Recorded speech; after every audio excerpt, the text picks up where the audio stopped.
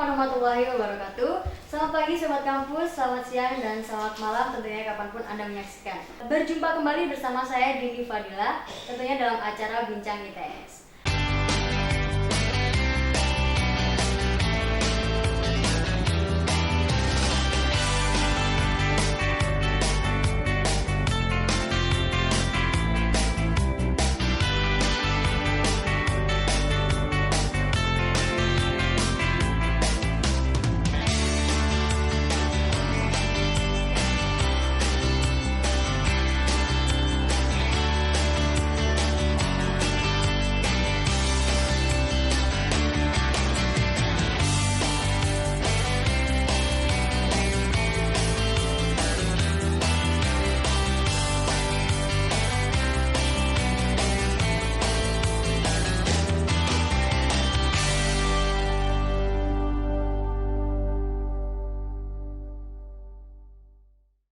Nah, Bincang ITS kali ini telah mengangkat tema Jangan Takut Untuk Berkarya. Di Bincang ITS kali ini kita telah menghadirkan salah satu bintang tamu yang luar biasa sekali. Seperti apa? Kita lihat video profilnya.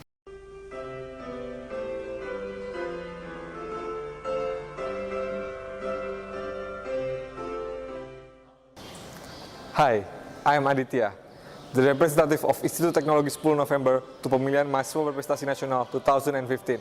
And this is my idea for independent Indonesia. ZEP is a compact 3D printer that can make a various three-dimensional object. In ZEP, additive process is used, which successive layer of material are laid over under computer control. These objects can be almost any shape or geometry and are produced from a 3D model. Nah, saat ini sudah hadir bersama saya Mas Aditya Brahmana. Hai Mas, apa kabar? Baik. Bagaimana nih Mas kesibukan di akhir-akhir ini? Kesibukannya apa? Kesibukannya akhir-akhir ini kebetulan saya udah bekerja di Gojek, PT Gojek Indonesia.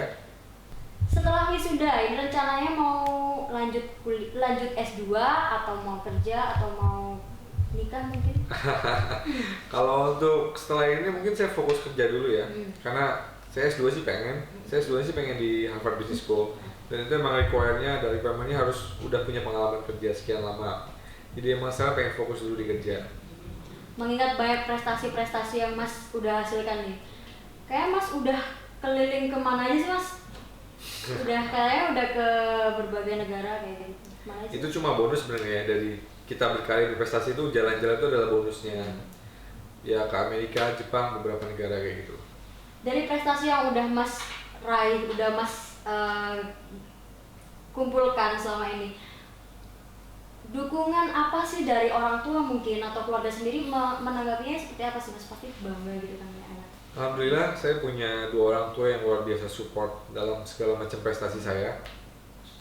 Keduanya sih bangga, jelas bangga ya. Dan emang uniknya tuh orang tua saya tuh dua-duanya tuh agak cuek gitu. Jadi misalnya saya menang beberapa lomba, kadang kayak sedikit biasa aja gitu. Ya mungkin itu jadi motivasi saya untuk bisa meraih yang lebih tinggi lagi. Nah Mas, selain orang tua sendiri, ada nggak sih support dari orang-orang terdekat mungkin? Oh banyak, teman-teman jurusan luar biasa support. Saya sering ngajak-ngajak mereka untuk diskusi bareng. ITS juga support banget. Kalau saya ada apa-apa, saya tinggal ke mahasiswaan, mereka selalu support. Kalau untuk sama teman-teman sendiri selain diskusi gitu, biasanya suka ngapain sih Mas? Hobi-hobi mungkin ngelakuin hobi apa? Kalau hobi sama teman-teman sih mungkin kayak kita suka nyicipin makanan-makanan itu sih, kuliner. Iya. Jadi udah menikmati beberapa macam kuliner di mana aja Mas? Oh macam-macam, kayak Padang, terus Sunda, Jakarta, Betawi. Tapi emang Jawa Timur tuh paling mantap lah kulinernya. Ya. Bervariasi ya. Berarti udah cocok di Jawa Timur aja ya Mas? Iya, insya Allah sih. Selain kuliner, hobi apa lagi yang biasanya sama teman-teman lakuin? Kita sih mungkin suka hunting fotografi ya. Saya suka, kebetulan saya punya pacar, Patricia juga suka fotografi. Nah kita sering hunting fotografi bareng. Kita sudah sedikit mengkorek-korek tentang kehidupan dari Mas Adit sendiri. Nah ini contohnya seperti ini nih. Kita lihat foto dari Mas Adit.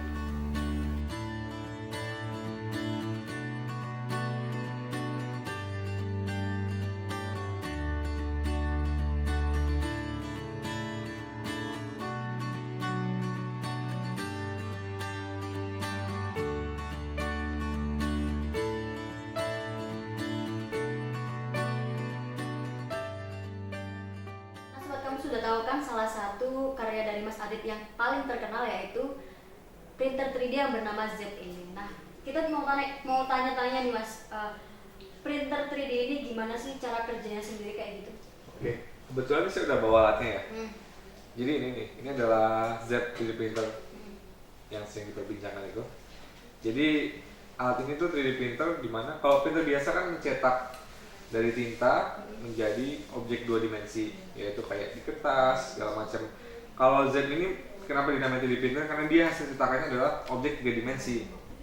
Contohnya kayak ini. Ini kayak gedung-gedung itu 3 dimensi ini hasil cetak dari Z. Ada juga kayak ini tuh kayak tatakan handphone gitu. Bisa tahu kayak Iya. gini ya. Jadi asalnya tuh kayak dari sini, ini ada tintanya. Iya. Tintanya tuh kayak filamen gitu, filamen plastik, Bahan plastik gitu. bahan plastik ya. Warnanya bisa macam-macam tergantung dari warna filamennya. Nanti filamennya tuh bakal masuk ke dalam sini, dipanasin gitu. Setelah leleh, keluar. Nah, supaya bisa jadi benda kayak gini, ada serangkaian algoritma di dalamnya yang memproses inputannya. Jadi kita ngedesain barangnya dulu tuh dari software 3 dimensi. Bisa pakai Blender, AutoCAD, segala macam. Setelah itu udah jadi barangnya, ntar ada softwarenya gitu di laptop, di komputer, dia ngirim gambar itu ke dalam microcontroller di sini, terus diolah gitu. Jadi si 3D printer ini, si Z, tahu koordinat-koordinat kemana dia harus bergerak. Jadi dia bergerak ke arah koordinat-koordinat tertentu sambil dia ngeluarin tinta yang udah cair tadi. Begitu tintanya keluar, suhunya juga udah diperhitungkan. Jadi begitu keluar dia langsung beku gitu. Akhirnya dia tahu koordinat-koordinatnya keluar, jadi deh barang jadi kayak gini. Keprint gitu. Ini jadinya kan kayak tipis-tipis dulu gitu ya Mas ya? Nah Tipis-tipis. itu ntar dirangkai-rangkai sendiri gitu? Jadi dia pertama kayak ngeprint layer pertama gitu, lapisan paling bawah. Terus naik lagi lapisan kedua, itu terus sampai atas, sampai ujung. Gitu. Jadi ini nanti bisa langsung jadi segini? Iya bisa. Oh. Jadi maksimum volumenya tuh 12 cm kali 12 cm kali 12 cm. Inspirasi membuat alat seperti ini tuh dari mana sih Mas? Kok bisa terinspirasi bisa bikin kayak alat kayak gitu? Kebetulan tuh hobi saya kan kayak apa ya, bikin alat-alat gitu ya. Kayak udah hobi elektro banget. Inspirasinya tuh dulu saya pernah baca majalah Popular Science gitu. Di situ ada berita tentang 3D printer. Cuma di situ saya lihat harganya mahal banget. Padahal saya penasaran kan penasaran punya. Paling murah 27 juta kan Mas? Iya, sekitar 20 jutaan itu deh, 1.500 US dollar. Terus saya akhirnya tertantang, gimana nih kalau kita coba bikin. Setelah itu akhirnya 3 bulan kurang lebih proses utak atik, alhamdulillah bisa jadi. Itu sendiri ya berarti ya? Gak ada bantuan dari? Iya, sendiri. Nah ini manfaat yang dirasakan sendiri dari printer 3D ini kayak gimana Mas? Buat saya. Ya, buat Mas dan mungkin sudah untuk masyarakat sendiri kayak gitu. Kalau buat saya sendiri sih sebenarnya tujuan awal bikin ini kan cuma iseng ya, bukan untuk ikut lomba. Manfaat buat saya tuh ya pertama gara-gara ini tuh saya bisa menang beberapa lomba gitu, ya kayak gimnastik. Kemarin juga mau juga prestasi ini, itu satu. Jadi bisa dapat hadiah juga kan. Yang kedua karena ikut lomba-lomba itu saya bisa jalan-jalan ke berbagai kota, bahkan ke luar negeri juga gratis. Itu buat saya sih. Kalau untuk masyarakat sendiri? Untuk masyarakat sendiri, saya rasa meskipun belum saya terapin ya, kebetulan makalah Mopes saya kemarin itu tentang manfaat 3D printer untuk UMKM, khususnya untuk industri kerajinan. Jadi sekarang industri kerajinan kan dalam produksi barang-barang kerajinan itu masih manual ya. Jadi lama, terus kualitasnya juga nggak terjaga karena kan manual ya. Kalaupun pakai mesin, mereka bisa pakai mesin CNC, mesin bubut segala macam, tapi mahal dan besar. Konsumsi listriknya juga gede. Nah ini bisa jadi salah satu solusi buat UMKM itu. Dananya sendiri itu dari mana didapat Mas Adit? Waktu itu kan bikinnya iseng-iseng ya, jadi waktu itu masih pakai dana pribadi gitu. Nah kalau misalkan ada pilihan nih Mas Adit mau berkarya di luar negeri dengan segala fasilitas yang diberikan, fasilitasnya sudah terpenuhi lah seperti itu, atau berkarya di dalam negeri tapi ya seperti ini adanya dengan fasilitas yang kita penuhi sendiri gitu. Mau Ini pilih sebenarnya pilihan yang cukup sulit ya, karena kalau dihadapkan pada pilihan berkaya dalam negeri, mungkin potensi dari seseorang dengan keadaan yang seperti sekarang itu kurang tergali ya. Dan juga kalau ada yang bilang dengan berkaya di luar negeri itu artinya meninggalkan negara ini juga belum tentu benar, karena menurut saya jika kita berkaya untuk luar negeri, berkaya di luar negeri, hasil itu bakal bisa dinikmati oleh orang-orang di seluruh dunia juga kan. Contohnya aja ada kayak orang Indonesia yang menciptakan teknologi 4G, dia kuliah di Jepang, hasilnya juga dinikmati oleh orang seluruh dunia, bahkan juga dinikmati orang Indonesia juga. Jadi ini sebenarnya pilihan yang sulit ya. Kalau emang ada pilihan untuk bisa berkaya di luar dan hasilnya itu memiliki impact yang besar bagi dunia, kenapa enggak? Menurut saya sih gitu.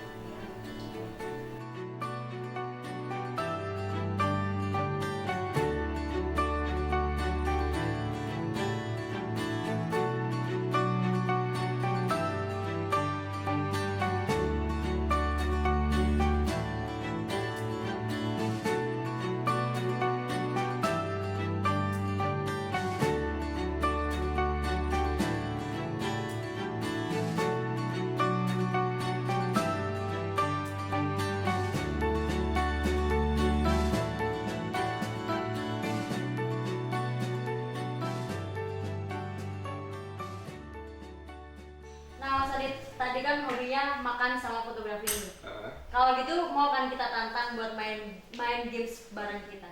Game apa nih? Ya, kita lihat aja dulu nanti. Oke. Oke. Kalau gitu tim kreatif kita udah menyediakan sesuatu buat Mas Adit nih. Oke. Bro. Nah, ini dia. Apa? Kita bakal main games. Oke, monggo ditutup dulu ya Mas, mata dulu ya Mas. Harus. Harus. Oke. Katanya siapa takut kan? Iya. Oke, Mas. Maaf ya Mas. Yang apa juga boleh.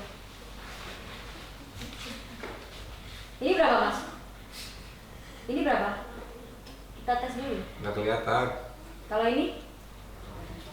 Oke. Udah kan Mas? Udah. Enggak. Ini beneran nggak kelihatan Mas?